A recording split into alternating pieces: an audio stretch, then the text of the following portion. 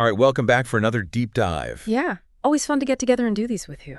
Absolutely. So today we're diving into something a little bit different. We're not tackling a whole novel or a massive theory. Right. Just a single sentence, but like a really important sentence. Okay. The opening line of Crime and Punishment by Dostoevsky. Now, I know lots of you are probably rolling your eyes like, ugh, another classic literature deep dive. Well, it is one of the greats. It is. But we're not going to rehash the plot or anything. We're here to overthink, to dissect, and to argue, like we always do. I like where this is going. So what's the big question about this opening line? The question is it actually a great opening line? Does it deserve to be the first thing you read in such a famous, powerful book? All right, lay it on me. What's the line? Okay, here it is. Dostoevsky writes, "On an exceptionally hot evening early in July, a young man came out of the garret in which he lodged in S Place and walked slowly, as though in hesitation, towards K Bridge." So boom, mic drop. Right. Just from that one sentence, what jumps out at you? Well, first of all, that heat. Exceptionally hot evening, he says. You can practically feel it radiating off the page. Ugh, yeah, like stifling, sticky heat. Definitely not a breezy beach day. Exactly. And it's not just about the weather, right? It creates this atmosphere, this feeling of unease, tension, almost claustrophobic. Yeah, like the city's closing in on this guy, yeah. And then he does this. He walked slowly, as though in hesitation. Just a simple action, but it feels so heavy. Like, what's he hesitating about?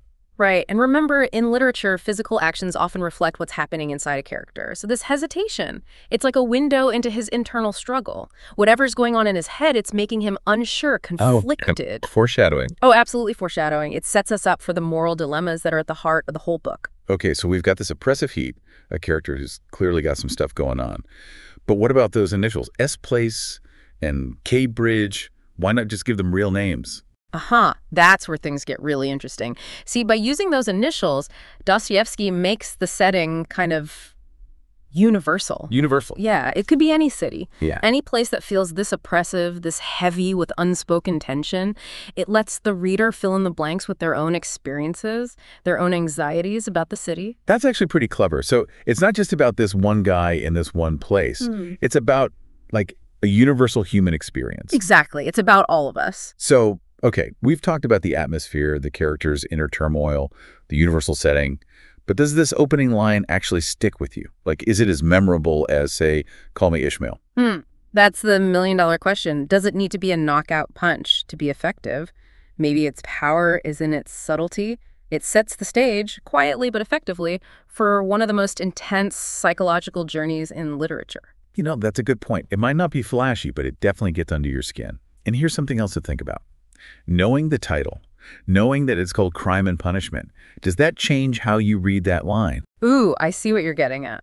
Does that hesitant walk towards the bridge suddenly feel more ominous, more loaded with potential consequences? Yeah, definitely adds another layer, doesn't it? Like, is he walking towards something bad?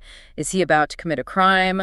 Or is he about to face punishment? Right. So many possibilities. And that's the beauty of a great opening line. It pulls you in and makes you want to find out more. Leaves you with a sense of mystery and anticipation. Exactly. So listeners, what do you think? Is Dostoevsky's opening line a masterpiece of subtlety?